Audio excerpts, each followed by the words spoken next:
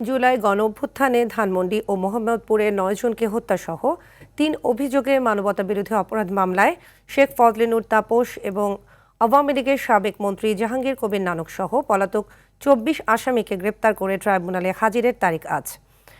বিচারপতি গোলাম মর্তুজা মজুমদারের নেতৃত্বাধীন অপরাধ ট্রাইব্যুনাল ১-এ হবে এ কার্যক্রম। এর আগে গত ১৮ জানুয়ারি মামলার ২৮ আসামির পলাতক ২৪ জনের বিরুদ্ধে গ্রেপ্তারি পরোয়ানা জারি করে ট্রাইব্যুনাল। পরে একই ট্রাইব্যুনালে নারায়ণগঞ্জ ৪ আসনের সাবেক এমপি শামীম ওসমান, তার ছেলে অয়ন সহ ১২ আসামির মামলার বিচার কাজ হবার কথা রয়েছে। এছাড়া জুলাই আন্দোলনে ইন্টারনেট বন্ধ করে হত্যার নির্দেশ সহ ৩ অভিযোগে হাসিনা পুত্র সজীব ওয়াজেদ জয় ও সাবেক আইসিটি প্রতিমন্ত্রী জুনায়েদ আহমেদ পলকের বিরুদ্ধে সাক্ষ্য গ্রহণের দিন ধার্য আছে।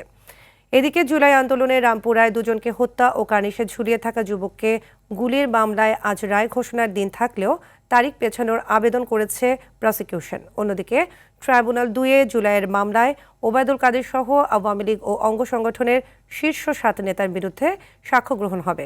পরে হবে কুষ্টিয়া ৬ জনকে হত্যাসহ ৩ অভিযোগে আওয়ামী লীগ নেতা মাহবুবুল আলম হানিফ সহ ৪ আসামির বিরুদ্ধে সাক্ষ্য। সকালে জুনায়েদ আহমেদ পলক সহ এসব মামলায় গ্রেপ্তার ৬ আসামিকে ট্রাইব্যুনালে হাজির করা হয়েছে।